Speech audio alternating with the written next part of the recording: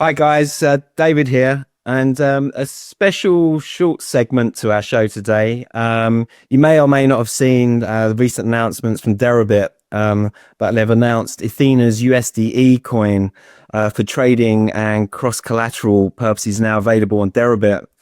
So we thought it'd be good to get the Ethena guys in and the CEO and co-founder of Ethena.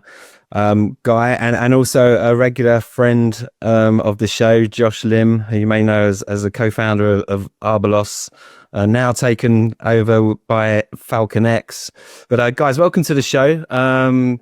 Guy, maybe best to start with you. To Ethena, tell us about it and your role there, and yeah, it'd be good just to learn a little bit about the mission behind Ethena and exactly what you guys are doing there.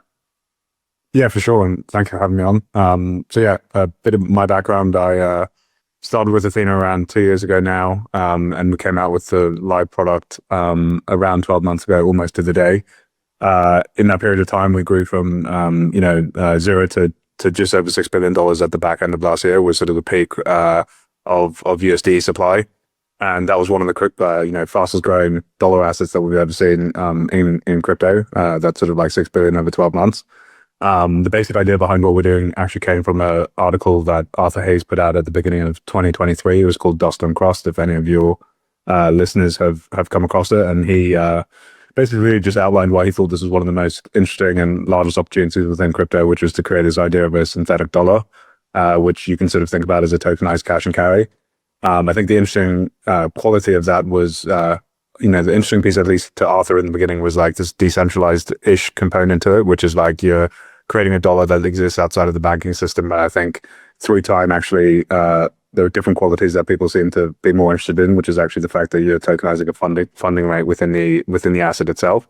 So I think the sort of like use and vision of what we're trying to do, I think slightly drifted through time, where in the beginning it was something that was trying to be a very different custodial risk profile to normal fiat stablecoins. And in the end, what the users liked was the fact that like funding rates are obviously quite excessive, and there's quite a bit of alpha, I think, in that market, which a lot of people didn't have access to. And your ability to basically tokenize what is one of the largest sources of like gross cash flow within the space into, one of the few products that has real product market fit, something that looks and feels like a stablecoin, was just a very useful collateral asset that you could sort of use throughout DeFi as collateral and CeFi, which you're obviously going to jump into. And then I think the last component of that is thinking about it as a product that you can actually ship from crypto into TradFi. So those are sort of the three buckets or components of how we think about the growth. And yeah, happy to jump into any of those elements you want to. Yeah. Yeah, sure. And Josh. Yeah, it's been amazing to kind of see the growth that Guy and the team have been able to accomplish in a short period of time. It's like a testament, I think, to how much product market fit they've achieved within this asset class. I think it's sort of one of these things where, it has utility to a variety of market participants, right? Whether it's traders who want to use it as a collateral asset to put on other types of risk while sort of maintaining some exposure to, or doing it in a capital efficient way where you can continue to get yield on your capital. There's also some appeal to people who are looking just for market neutral yield, right? And then, even beyond all of that, just there's a cohort of retail users who use it for many purposes, including like being, DeFi native, being on-chain native, making, being sort of independent of any sort of banking system and being able to operate, in a entirely decentralized way. That's been like a big appeal of Ethena as a crossover asset between, these sort of yields that exist in centralized marketplaces and people who want to live entirely on chain. So yeah, it's really exciting. Actually, it's one of these like thematic things that my firm is entirely focused on these days, is the idea of like C DeFi convergence, I guess is one way to put it. The idea that there's going to be more and more over time overlap between what exists on chain and off chain, and the people who benefit the most are those who can kind of like arbitrage, the relationships between those two worlds. Yeah, interesting. And obviously we've seen, quite recently an explosion, I guess, of yield bearing stable coins, some of which are actually on the Deribit platform.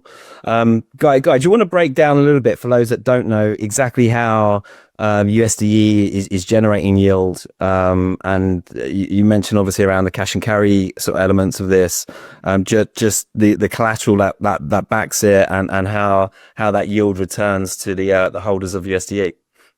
Yeah, for sure. So in most market conditions, we're essentially just using BTC, ETH, and SOL collateral, and then 1x shorts on the other side across both perpetuals and futures. That can change through market conditions, where if you get into periods where there's negative funding or exceptionally weak funding, which we've kind of seen in the last couple of weeks, we also have a separate product that sits on the side called USDe. So that looks and feels quite similar to some of the other, call it like T-bill backed yield-bearing stablecoins that you have on the platform at the moment. And the idea here is that you can sort of cycle between the two when, legacy rates are more attractive versus crypto rates. It's pretty easy to just reallocate the backing within USD between the two sources of yield. On like rough numbers, like the average APR that you saw from SUSD in the last year was 18% for like the average through 2024. And one of the interesting sort of designs within the token model is you have two tokens for USD. You have the plain USD, which you can think about as like the money that people are using to transact and trade, and that looks and feels like a normal stablecoin. And then you can stake that asset for SUSD, which is really where you're actually capturing all of the funding rates and staking yields that are being generated on ETH and Solana collateral. The interesting byproduct of that is that you tend to see that not everyone always stakes, and this is like the same for like proof of stake assets like layer ones, but then also even comparable assets like you see with MakerDAO with their DAI and SDAI model. And what that actually unlocks for you is either an opportunity to capture margin to yourself, i.e. like everyone who's not staking, you don't really have a liability to them to be able to pay out the yield on the other side. And that can technically be your margin to capture on like the Ethena side. So we did have periods, where we're capturing 50, 60% of the entire rate back to Ethena in the beginning while we're scaling up. And then all the other thing that you can do with that is actually just amplify the yield so that you can sort of take from a portion of the people who are not staking and give it to the people who are, so that you're strictly better than the cash and carry in the market. And that's been a pretty powerful piece for us to scale, which is a lot of hedge funds, which are sort of just like doing it myself type of attitude. They would look at it in Ethena as like strictly better from like a returns basis because of that dynamic that I was describing within the two token model. And that's something that sort of you just benefit from the more that you can sort of proliferate the use of USD as money, whether it's sitting in order books and centralized exchanges, within AMMs on chain, lending within a money market.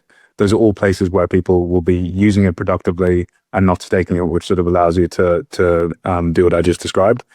So yeah, that's the sort of very basic dynamics of the yield. When you're using on the centralized exchange, it's actually almost a better version of SUSD because there's no unstaking period for using it there. And so we essentially have business-to-business relationships with each of the centralized exchanges where we just say, we're going to pay you a marketing expense and you can sort of decide how you distribute that to your users on the other side.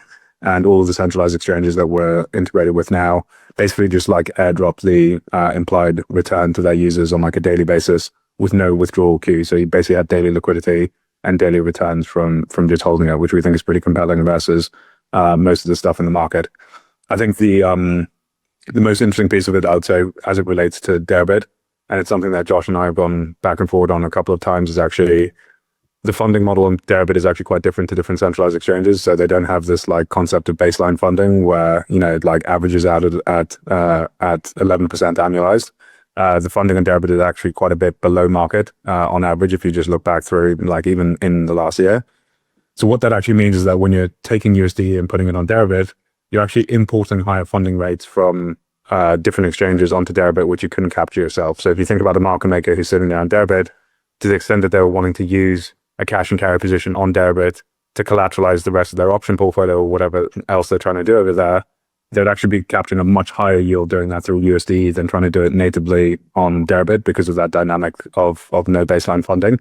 And that has like very interesting second order implications across the exchange, because if you think about even a very basic like 1x long on BTC, that's going to be a very likely like negative carry position most of the time, i.e. you're paying a very small single digit percentage to be long BTC directionally.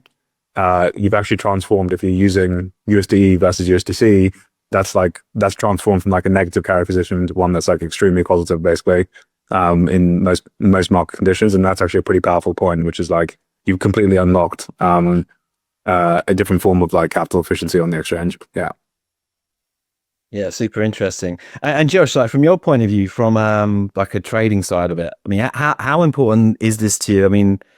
I guess using yield-bearing stable coins generally and the ability to use that as collateral versus coin-margined positions, you know, how impactful is that to your trading and your strategies, and how are you thinking about that? Yeah, I mean, it obviously is very, it's more efficient from a capital usage perspective if you're able to sort of like combine collateral types, especially in maybe in underlying assets that are less actively traded, right? We all know Deribit's like starting to add more and more assets over time on the altcoin option side of things. It would be difficult, right, to kind of manage margin on each of those assets separately, and the cross margining model makes it a lot easier to sort of like put on positions that you would otherwise maybe have to otherwise source like collateral and maintain that collateral separately for.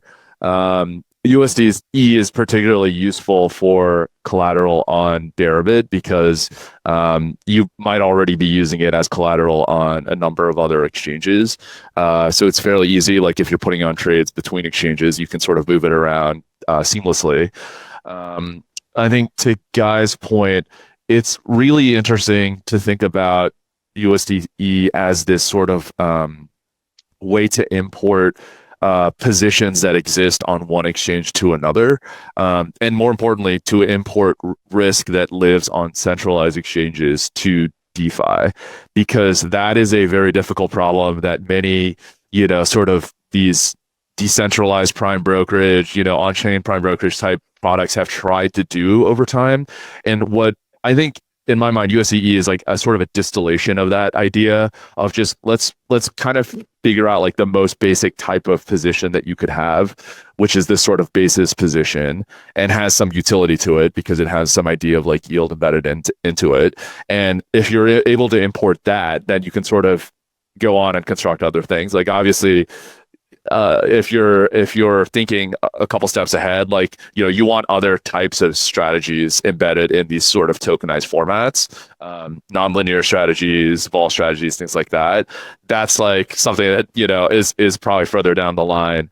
But in my mind, that just is kind of where this whole thing is going, right? Is just taking ideas or taking strategies that are easily expressed and should be systematized and sort of putting them in wrappers that can be used in other formats and venues, and crossing that chasm between like CeFi and DeFi. Yeah, for sure. Hey, Guy, what do you say? We've mentioned like that there's other kind of yield bearing stable coins out there. Like, what do you see as like the kind of really unique elements around Ethena and USDe that you think really sort of separates you from the other guys? Yeah, it's difficult to actually be unique, I think, because even just stablecoins as a category, there's only like 3 axes you can actually think about kind of competing, and this is kind of why Tether is so successful, is that it's actually difficult to look different, right? So on one hand, you have to be $1, and if you're not going to be pegged to $1, then like your stablecoin business is going to be over pretty quickly. The second one's liquidity, which is almost impossible for like a startup to come in and be more liquid than something that's at $140 billion in size. And then the third axis is return. And that's kind of like the insight that Ethena had, which is you don't actually have a different way to compete with these people unless you find a differentiated source of like alpha within the backing that you can sort of like use as a wedge to grow in the beginning, because you know that people within crypto respond to incentives and they respond to yield and that kind of stuff. The reason I'm giving that context is that I think another behavior that we've seen within crypto is that actually people want to live on one end of the extreme, and like the middles actually die, and there's really no interest for the middle. And what I'm referring to here is that you either want the most liquid instrument to trade in and out of, like a USDT, and something that is like safe and lindy through multiple cycles, or you want the thing with the maximum yield, which you can go and do a bunch of like different things with, like Josh was describing, building new infrastructure around it, new applications, and all those different pieces. I think this like slightly awkward middle ground of like T-bill backed assets, it's kind of like it's not interesting enough at 4% to get people excited, because if you're speaking to a fund like Josh's, he can go do the cash and carry every day, and if he's not beating 4%, there's a bit of an issue. And so I think from our perspective, you have to kind of choose which end of the spectrum are you going to like optimize for and make sure that you're the best. And I think that these sort of T-bill backed offerings are kind of like stuck in no man's land where they're neither the highest yield as like a savings account, and they're definitely not the most liquid like Tether on the other side. And so that's kind of the slight awkwardness with them. Yeah. Yeah. Interesting stuff. Well, it sounds great, and it's obviously it's huge for Deribit as they continue their product growth to be, you know, bringing on these different forms of collateral and add them to the cross collateral pool. Josh, before we go, I can obviously, it's been interesting markets to say the least for a few weeks. Just I thought it'd be good to quickly get your sort of views on the market here. What's interesting you? Have we bottomed? What are the trades that you like right now? Yeah. Yeah, I think just looking back the last couple of days, right, there's been these sort of almost like short squeezes type of events across these, you know, smaller cap tokens, like newly listed tokens, things like that. I kind of see it as a little bit of a rotation right now from like high quality names like Bitcoin, ETH, Sol, right, majors, into like some of the stuff that had been shorted in some format, right, like people probably like selling into listings via derivatives and things like that. Also, people sort of running like long short books where they have long major short alts. That's been like a very popular trade. So we're kind of seeing this reflected in some ways, right? So the biggest way is obviously like the funding rates on Bitcoin and ETH. If you look at the front of the curve, pretty negative right now. So you can kind of maybe think of that as like some rotation happening where people are selling majors to buy back some of these like shorts. That's kind of our view. It's it's a weird phenomenon because normally, right, like in this type of market where there's not massive liquidations, you would expect those funding rates to be like flat to slightly positive. But yeah, I mean, look, the great thing about, you know, going back to USDe is there's like the flexibility obviously to hold like positively yielding T-bill exposure instead of like putting it on the negative, you know, negatively yielding basis trade right now. Yeah, it's a nice offset for sure. All right, guys. Well, listen, thanks very much. Great to have you on, and Guy, great to meet you. And yeah, congrats on everything. I mean, it's a phenomenal success already, and the growth and the outlook looks phenomenal. So thanks, guys, and we'll speak to you soon, no doubt. Awesome. Thanks for having us. Thank you. Thank you, guys. So there you go. Remember, guys, like and subscribe, and we can keep getting guests like this on, like the Ethena guy.